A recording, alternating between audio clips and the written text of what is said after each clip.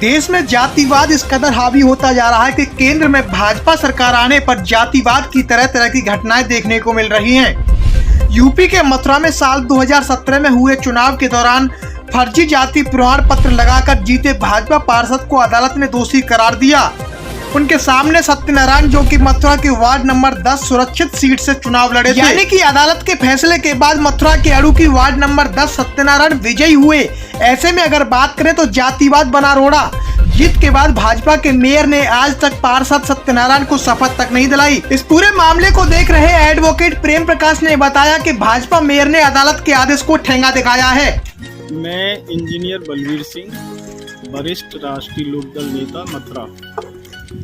मैं सभी देशवासियों को वर्ष 2023 की बहुत बहुत शुभकामनाएं देता हूं। सन 2023 सभी देशवासियों को सुख, समृद्धि और कुछ अच्छा लेकर आए, मेरी ऐसी प्रभु से कामना है। आज हम बताते हैं, जो लोग कहते हैं कि देश में जातिवाद नहीं है, पर मेरा कहना है कि देश में जातिवाद चरम पर है। आए दिन भेदभाव को लेकर के तरह तरह की घटनाएं पूरे देश भर में देखने को मिलती हैं। ऐसा एक वाकया जो 2019 का है और उस वाक्य से हम आपको रूबरू कराते हैं। मामला है 25 नवंबर 2019 का। मेरे साथ में यहाँ मौजूद है सत्यनारायण जी। इस पूरे मामले की आपसे मैं जानकारी करता हूँ सबसे पहले उन्हीं से कि क्या कुछ पूरा मामला था। जी, आपका तो पहले समता न्यूज का मैं बहुत बहुत धन्यवाद कहना चाहूँगा। बहुत बहुत शुक्रगुजार हैं हम आपके कि आपने हमें इस चैनल पे आने का मौका दिया। 2017 की बात है, मैं पार्षद वार्ड नंबर 10 अड़ू गांव से चुनाव लड़ा था और मेरे जो अपोजिट में रहे थे सुरेश चंद्र बघेल, जो गढ़लिया जाति से आते हैं, एससी की सुरक्षित सीट पर वो फर्जी सर्टिफिकेट बनवा कर लड़े थे और उसमें वो विजयी हुए और मुझे सेकंड नंबर प्राप्ति हुई, जिसमें हमने चैलेंज किया था। हाई कोर्ट से डायरेक्शन कराया, जिसमें मथुरा न्यायाधीश के लिए डायरेक्शन हुआ। इन्होंने जो टाइम पीरियड था उसके टाइम पीरियड के तहत इन्होंने हमारे फेवर में ऑर्डर कर दिया। उस ऑर्डर को हमने वहाँ पे जमा कर दिया नगर निगम में। नगर निगम में हमसे बोल दिया गया कि आपको सफलता मिल जाएगी, आपको शपथ दिला दी जाएगी। उसके बावजूद भी भाजपा के मेयर ने बदमाशी करते हुए हमें शपथ नहीं दिलाई और हमको पूरा टाइम निकाल दिया गया है। और ये जातिवाद की बहुत बड़ी दुर्दशा है भारत के अंदर, कि बहुत ज़्यादा। और ये जो भाजपा का मेयर है, ये ना कि मेयर है बल्कि कठपुतली है। आपको क्या लग रहा है इसमें, किसी जातिगत के तहत में आपको शपथ नहीं दिलाई या किस कोई और कारण हो सकता है? ये जातिवाद के कारण ही शपथ नहीं दिलाई है। अच्छा, जो दूसरा जो आपका पार्षद था सुरेश धनगर, जो आप बता रहे हैं, क्या अभी तक उस पर कोई कार्रवाई हुई है या नहीं हुई है? ये सुरेश चंद्र बघेल है, भाजपा का पार्षद है, भाजपा का ही मेयर है, इस वजह से उसमें कोई कार्रवाई नहीं कर रहे।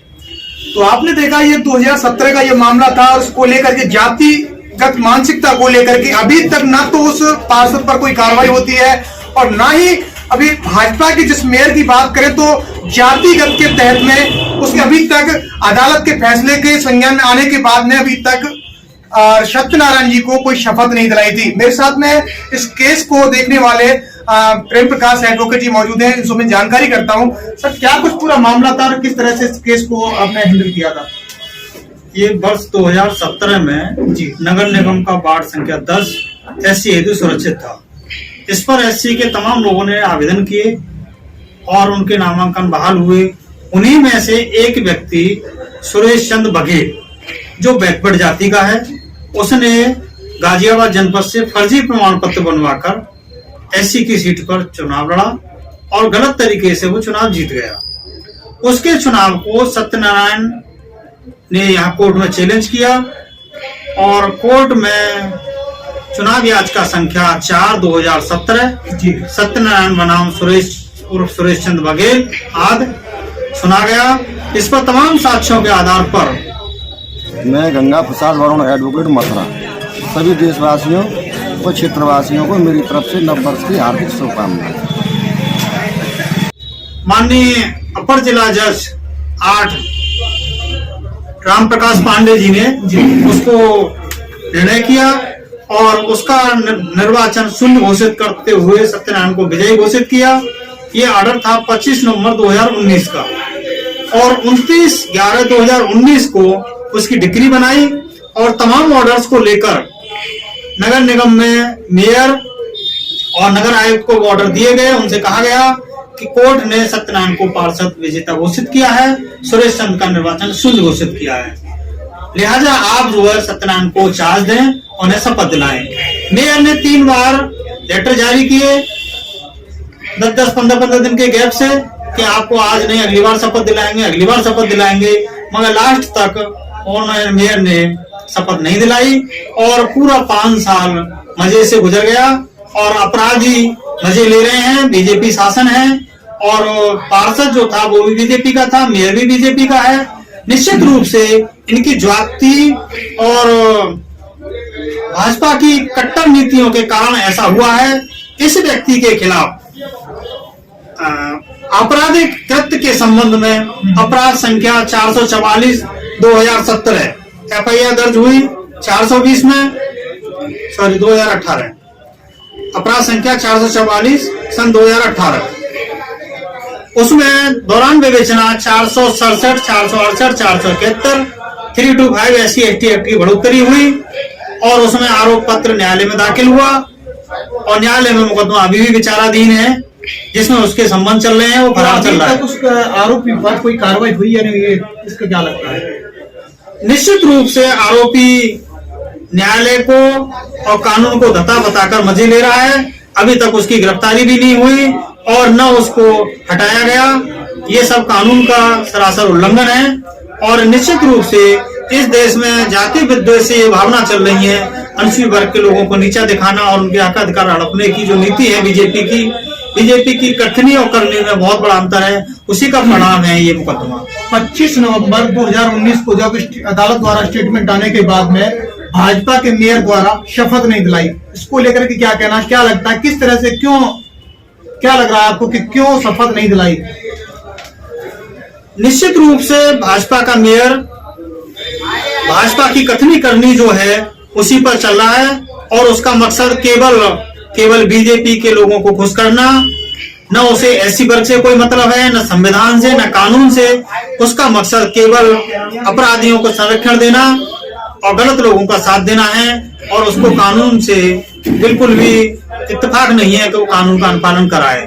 वो व्यक्ति केवल बीजेपी के लोगों को खुश करना चाहता है, उसी में मस्त है।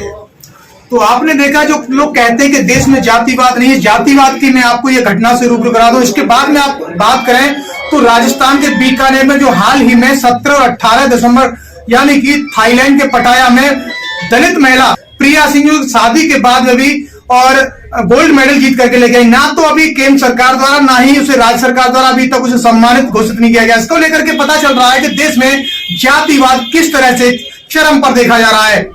ये एक पहला मामला नहीं है, इससे पहले जितेंद्र मेघवाल, इंद्र मेघवाल, ओम प्रकाश रैगर और मनीषा वाल्मीकि, इस तरह के कई इस तरह के मामले हैं जो जातिगत प्रताड़ना या जातिगत मानसिकता के तहत में पीड़ित परिवारों को अभी तक न्याय नहीं मिला है। आप देख रहे हैं कि भाजपा सरकार में किस तरह से जातिवाद पनप रहा है। इस तरह के बहुत सारे ऐसे मामले हैं। इस खबर को देखने के बाद क्या है आपकी राय, नीचे दिए गए कमेंट बॉक्स में दीजिए अपनी राय। ऐसी तमाम बड़ी खबरों को देखने के लिए जुड़े रहिए हमारे साथ। खबर अच्छी लगे तो लाइक कीजिए और शेयर कीजिए और हाँ, चैनल को सब्सक्राइब कर घंटे वाली बटन को दबाना ना भूलिए। फिर आते हैं आपके बीच कुछ खास खबरों के साथ। तब तक के लिए नमस्कार, जय भीम।